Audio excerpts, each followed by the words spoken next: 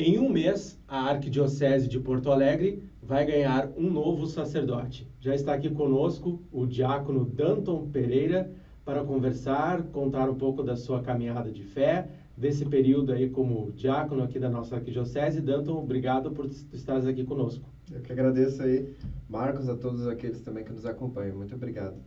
E vamos começar, Danton, falando desse período, desde a tua ordenação diaconal, no fim de novembro. Estamos aqui agora há um mês da tua ordenação sacerdotal. Como é que foi esse período? Tu está trabalhando na Paróquia Santa Rosa de Lima e Divina Misericórdia de Porto Alegre, né?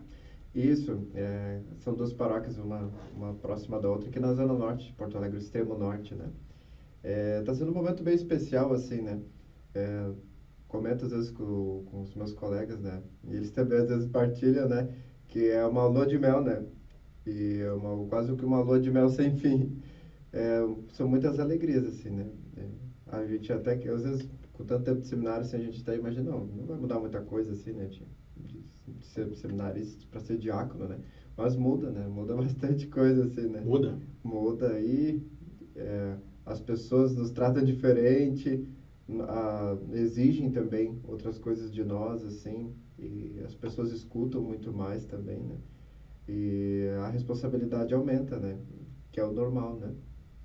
E está sendo um momento bem especial, né? Especialmente com os batizados, os casamentos, assim. Já ministraste batizados e casamentos? Casamento ainda não, mas batizados eu já fiz... Ai, perdi a conta. E já foi chamado para fazer batizado de alguém mais próximo, assim, mais conhecido teu, ou ainda não? Não, tá agendado, mas ainda não. Tá agendado, mas ainda não ocorreu. Ainda não ocorreu. E Danton, vamos falar um pouco sobre a tua caminhada, como é que tu chegou até aqui ao diaconato. E primeiro eu queria tocar no ponto da família. Como foi importante a tua família nesse processo? A minha família, bom, nossa família, de certa forma, é católica lá em casa, né? E a família que me transmitiu a fé, assim, meus pais, especialmente os meus avós também, né? Teve um papel muito importante, assim, do que aquilo que marcaria a minha vida toda, né? Meus pais até foram na minha acolhida lá na Paróquia Santa Rosa de Lima, e também queria destacar aqui que lá, tanto a Santa Rosa de Lima e a Divina Misericórdia são dois lugares muito afetuosos, né? Minha família, uma parte da minha paróquia de origem também estava lá, e outros familiares também foram muito bem acolhidos, assim. E um pouco para ilustrar, né, que a minha família sempre esteve comigo, assim, né? Conforme foi avançando a caminhada no seminário, mas foi se aproximando de mim nessa etapa, assim, né? E a minha família, bom, a família é sempre a casa da gente, né? É a casa onde as pessoas nos conhecem, sabem os nossos pontos fracos, os nossos pontos fortes, assim, né? Pessoas que nos entendem, né? E eu, seguidamente, estou falando com meu pai, com a minha mãe, com meu irmão, com a minha irmã, com os meus cunhados, né? E é um momento muito especial. Só para lembrar, a tua paróquia de origem é a paróquia Santa Rita de Nova Santa Rita, Isso, né? Isso, Santa Rita de Cássia, de Nova Santa Rita. E, Danton, um momento importante da tua caminhada, que tu já contou para nós em outros momentos, foi quando tu foi convidado para ser coroinha, né? Sim. Foi bem no período que, depois de eu morar um tempo com os meus avós em Portão, na Diocese de Montenegro, eu vim para Porto Alegre, assim, para questão de estudos, né? E aqui eu acabei de alguma forma, conhecendo a catedral, né? E eu recebi o convite, né? Dos seminaristas que trabalhavam na época aqui na catedral, né? E foi muito importante para mim porque eu era jovem, né? Era gurizão ali, seus 13, 14 anos, né? E ser convidado para fazer um ministério na igreja, para mim, foi muito importante. Eu me senti a pessoa mais importante do mundo, né? Ainda mais para ajudar na liturgia, né? E na época era o Padre Jacques, o administrador. Foi na catedral isso, né? Foi aqui na Catedral Metropolitana que isso ocorreu, né? Sim, e aí nós vemos assim uma imagem toda da igreja, assim, né? O arcebispo ia lá de vez em quando, os bispos auxiliares. Dom da Deus, né? Isso, os padres que trabalhavam na cura. Aí conhecemos assim a variedade do clero, assim, né? Cada um com suas particularidades, cada um com seus carismas, assim, e eu me encantei muito com a riqueza da igreja, assim, com essa riqueza de carismas que a gente sempre, bom, jovem, assim, a gente sempre acha que para ser padre tem que ter cara de padre, né?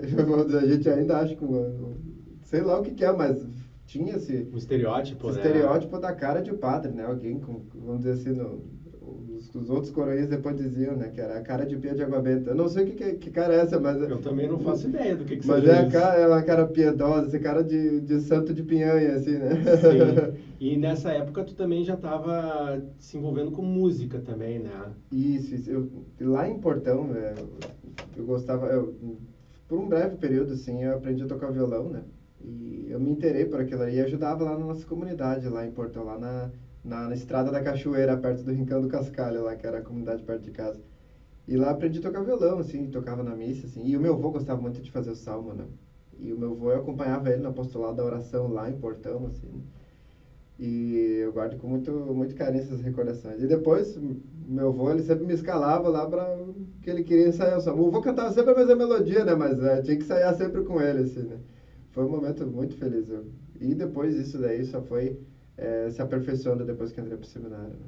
E depois tu aprendeu a tocar teclado, né? Como é que foi Isso. isso? Essa história é muito interessante. Sim, aqui na catedral, uma vez, tínhamos o costume, se os encontros coroinhas era aqui, né, na parte de baixo, e ali tinham, bem na sala onde o Papa João Paulo II fez a conferência, assim, pros jornalistas, quando ele esteve aqui, tinha um harmônio velho, puro cupim, né? Só que é o meu instrumento favorito, o harmônio, mais que o violão ainda, né? Ele tinha que pedalar, porque ele era de fole, ele tinha um som de flautas mesmo, né? E ali eu comecei a pedalar e aí, mas que coisa bem interessante isso daqui, né? Ele tem um som de gaita, assim, né? E aí eu comecei, vou contar as notas. E aí, mas eu queria fazer uma nota, né? E aí eu parava, bom, se cada tecla do teclado é uma nota, e cada casinha do violão também é uma nota. Aí eu contava uma casinha para outra, assim, para tentar montar um acorde, né? Por exemplo, via lá um Fá, e demorou antes eu saber que um Fá não era um Dó, né? Mas era uma nota que eu gostei de tocar, assim, sabe? Por exemplo, né? E aí as notas que eu ia calculando ali no violão, contava no teclado, e aí aos poucos foi se ajustando, assim. E aí eu me encantei, tá? Aí ficava o dia inteiro lá pedalando aquele troço lá, né? Então dá para dizer que tu aprendeu tocando de ouvido, né? Mais ou menos isso, né? E, claro, foi aumentando a sensibilidade aos poucos, assim, né? Sim. E eu guardei aquele esquema, assim, de como contar as notas, assim, aí foi montando o cálculo automático na cabeça. Eu não consigo explicar direito, mas mais ou menos assim. Deu certo, né? Deu. E aí no segundo grau tu foi, assim, participando mais. Como é que se foi formando a ideia, assim, eu posso entrar no seminário, é uma possibilidade? Como é que foi amadurecendo essa ideia? Sim, eu fiz a oitava série aqui num colégio na Cidade Baixa, né? Eu morando com a minha tia e tal. E aí logo depois eu consegui entrar pro Parobé, né? Também aqui perto da Praça dos Sorianos, né? E só que claro, né? Cabeça de guri, né? A gente acha que dá pra segurar todas as coisas ao mesmo tempo, né? Ao mesmo tempo que eu dizia aqui pro seminarista, não, tá, eu vou lá no Kairos, vou lá, vamos cogitar essa ideia de separar, tá, beleza, né? Mas ao mesmo tempo eu queria ter a minha família, queria de certa forma ter a minha namorada, assim, né? E achava que as duas coisas podiam caminhar ao mesmo tempo, né? Só que chega um momento que, não, pera aí, né? Ou vai ou racha, né?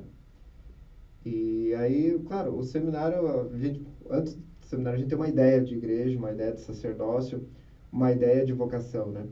Que é uma ideia bem romântica, né? Uma ideia repleta de sentimentos, assim, né? E às vezes falta um pouco com a seriedade e às vezes a gente também não tem a noção da consciência, não tem consciência da grandeza que é aquilo ali, né? E marcou muito, por exemplo, para mim, né? Foi um divisor de águas assim, no meu discernimento foi quando o seminarista na época, o Douglas Ortica, faleceu, né? E para mim que não, pera aí, não é, eu não vou agora mais uma vez ficar só um final de semana no seminário e voltar para casa. Agora é ir lá e ficar, né? E depois ver todo o processo da doença dele, de todo o calvário que ele teve, assim, e a forma como ele enfrentou, assim, para mim marcou muito. Ele era um amigo que eu gostava muito, né? Tu conviveu com ele, assim? Sim, convivi. Como o Padre Jacques era Da administrador aqui da catedral, né? catedral, de seguida estava por aqui também, e foi uma presença muito legal também. Quem quiser conhecer mais sobre a história do Douglas, a gente tem 2 episódios publicados no nosso perfil lá no Spotify. é um episódio dos mais ouvidos e tá bem bacana, assim, o testemunho do padre Jacques e também do padre Aloísio, que era enfermeiro, né, na Santa Casa e acompanhou essa etapa final da doença do Douglas. Sim, sim.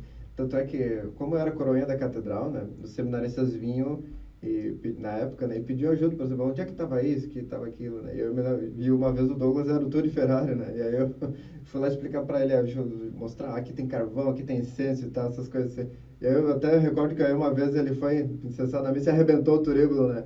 Puxa vida. Aí ele perguntou, acho que foi tu que sabotou, né, guri? Ele falou pra mim, né? Mas ele era muito próximo, assim, era muito atencioso, assim, com os mais novos, né?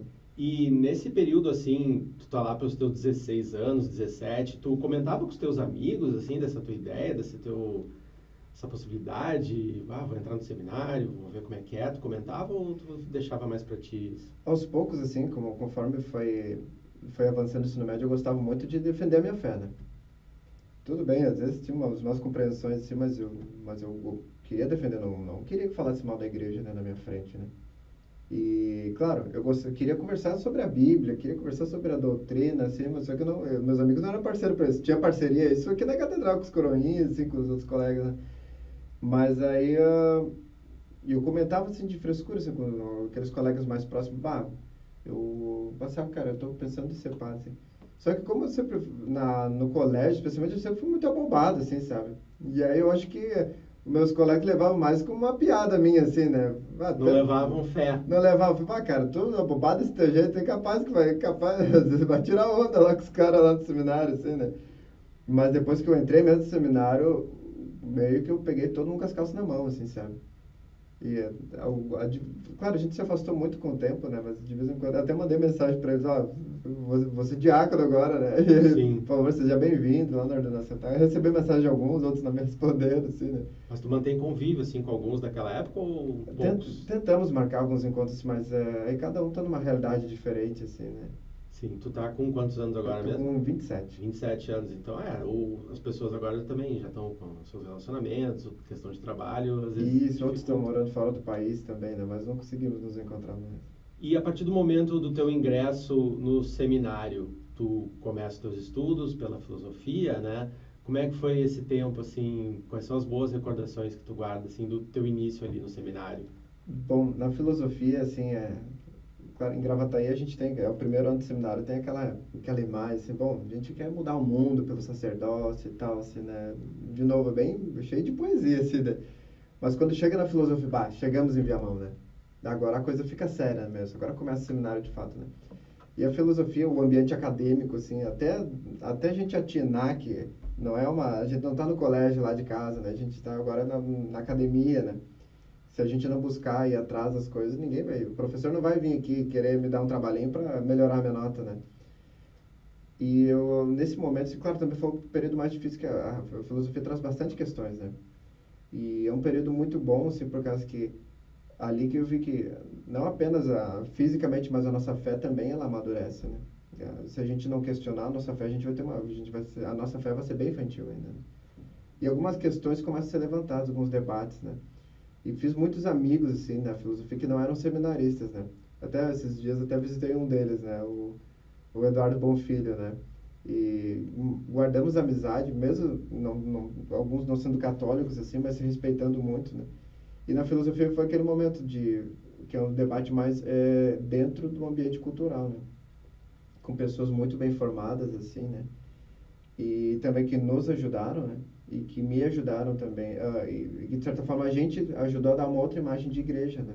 É importante, né? A gente não conviver só com quem está dentro, né? Conviver Sim. também com o mundo, né? E isso foi muito legal, esse período, assim. E eu até brinco, né? Que o meu período de conversão mesmo se dá na filosofia, né? Bom, depois que eu era seminarista que vai dar o período de conversão, a gente pode se questionar, né? Eu me lembro que bem na época eu estava estudando filosofia moderna, né? Que ela é mais complicadinha, assim, né? E aí, eu bem na época, eu tinha um livro que estava há anos na minha prateleira e eu, vou ler. E eu comprei uma vez na Feira do Livro aqui em Porto Alegre, assim. E se chamava O Irmão de Assis, do Inácio Laranhaga. Eu comecei a ler, assim, sabe? E olha que eu não era muito da leitura, né? E quando eu comecei a ler, eu não queria parar mais, né?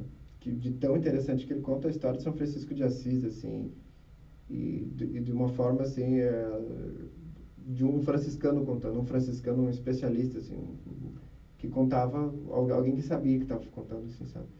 Isso, e aquele processo de conversão de São Francisco, sair da casa do pai, da mãe, terminar sua carreira, aquilo ali me marcou, assim, sabe? Não, eu vou perder tudo para ganhar tudo, assim, sabe?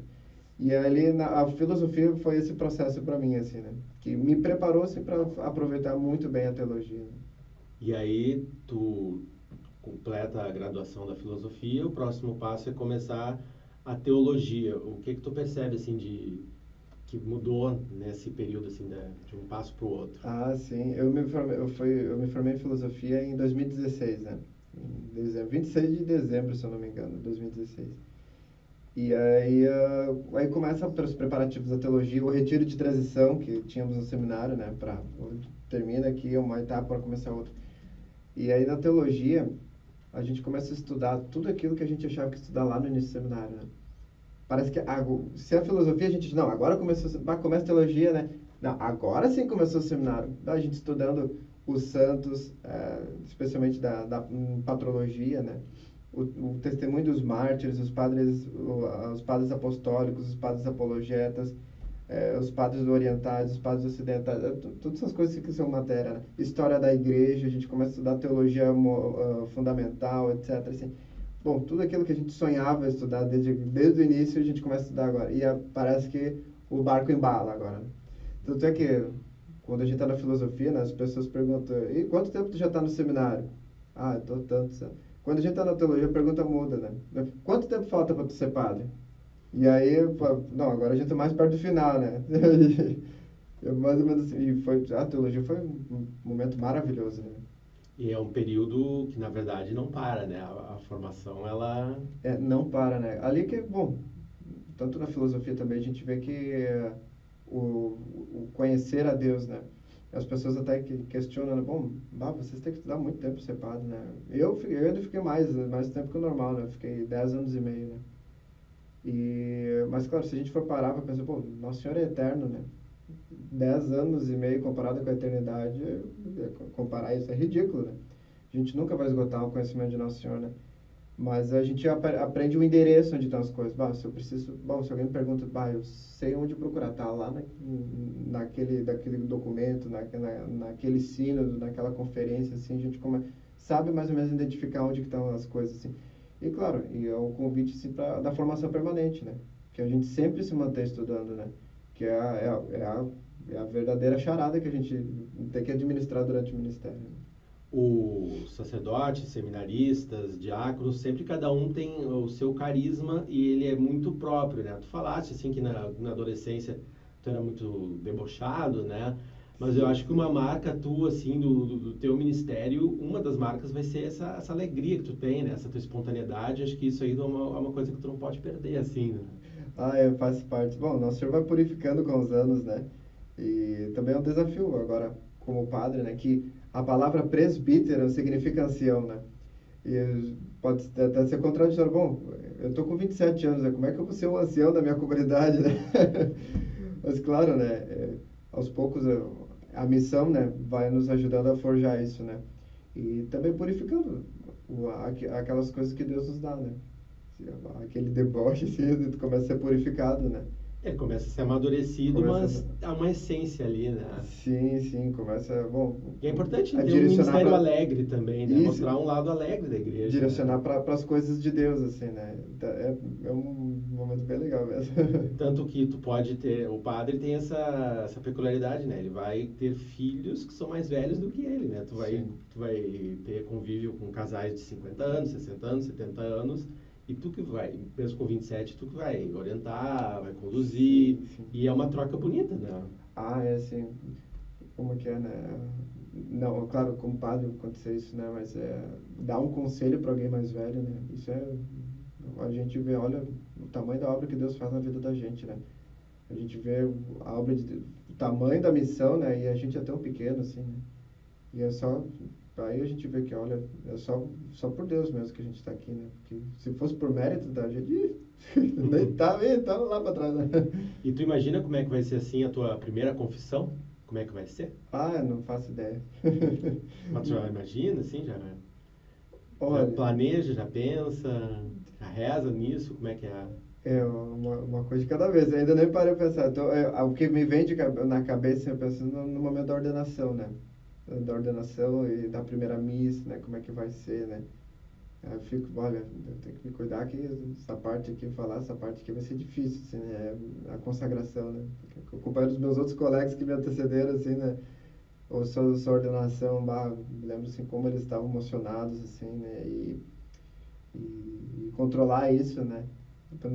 A voz embargada, e eu sou bem emotivo também, né? E essas coisas assim sempre pega, né?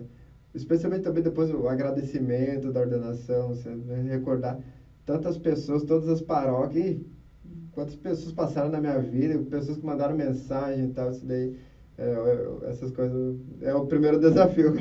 E tu ainda vai ser o primeiro da turma, né? O primeiro ainda, né, que A turma vai... descendo, tu é o primeiro, né? que vai abrir a guarita ali, né? Vai abrir a porteira, né? Sim. E Danton, já estamos aqui encaminhando no final da nossa conversa. Nesse tempo, desde lá do Coroinha, do estudante de filosofia, de teologia, quais padres assim que foram importantes assim que tu gostaria de mencionar aqui na tua caminhada? Olha, meu, são muitos, assim, que justamente o que me chamou a atenção foi a diversidade, assim, né? Cada padre com a sua qualidade, assim, mas todos unidos numa missão só, né? Eu tenho muito carinho, né, pelo Padre Jacques, né, bom, que me ajudou muito, assim, no início ali da minha vocação, a ajudar na missa, a ajudar a servir a comunidade, a estar disponível. Outros, assim, que eu me lembro também, né, os padres do seminário, né, os animadores vocacionais da época também, os colegas do Kairos, que eram da época que eu fazia Kairos, que eu era um vocacionado, né, que hoje são padres, a boa parte deles, né, os padres que eu trabalhei na paróquia deles, né, que eu guardo com muito carinho, né, o padre Sandro, ali da zona, que está na zona sul, o padre Eduardo de Lázaro, que está em Cachoeirinha, depois o padre João Moraes, que trabalhei com ele na Vianney, o padre Cláudio, que trabalhei com ele na Nossa Senhora Aparecida da Guajuviras. Bom, os padres da animação vocacional, o padre Cauê, o padre Eduardo, né? Que eram também seminaristas do Kairos na época que eu estava, né? Outros que eu me lembro, assim, que eu guardo com muito carinho, né? O padre Rodrigo, da São Cristóvão, o padre Michael, da Santa Divisa. E agora também o padre Jaime, assim, Que é com quem tu está trabalhando que mais de eu perto estou agora, trabalhando né? agora, assim, tá com um padre mais velho nesse momento de preparação da ordenação, onde começa a dar uns frios na barriga a mais, assim, né? Isso está sendo muito bom, assim, o afeto, a fraternidade, assim, né? Tem uma âncora perto, assim, né? E o Padre Jaime é um padre animado, né? Sim, o padre animado e olha, cancheiro, né? O padre Jaime, olha, é um paizão, assim, né? Bom, eu teria que elencar muitos padres aqui. Os meus párocos, né, também, guardo aqui com muito carinho. Também o padre Leonardo, que está lá em Santa Rita, né? O padre Jorge, né? Bom, é muita gente, né? É bastante gente, é Muita gente verdade. que me ajudou a estar aqui, né? E Danton, agora vamos convidar o povo para essa tua ordenação sacerdotal, dá o serviço aí para nós. Isso aí, então, convido a todos que chegaram essa mensagem, né? Para a ordenação no dia 26 de maio, às 20 horas, em Nova Santa Rita, lá na paróquia Santa Rita de Cássia. Todos vão ser muito bem-vindos, todos são convidados para estar lá. E a primeira missa vai acontecer no dia 28 de maio, às 9h30 da manhã, também lá na Matriz de Santa Rita. Domingo de Pentecostes, então, ó. Fica o convite para todo mundo aí. Domingo de Pentecostes. Domingo de Pentecostes, bonito, né? Para a primeira missa. Nem me fala. Muito bem, então a gente quer agradecer aqui a presença do diácono Danton aqui no nosso estúdio, aqui na Cúria Metropolitana, partilhando um pouco da sua vida, da sua caminhada. Conte sempre com a comunicação da Arquidiocese, com as nossas orações e que Deus te abençoe. Obrigado a todos, obrigado, Marcos, e que Deus abençoe a todos. E fica aqui a minha prece por todos, de gratidão, também aqueles que não puderem estar na ordenação, acrescenta aí, que vai ser um momento bem especial, não só para mim, mas para toda a nossa arquidiocese. Amém.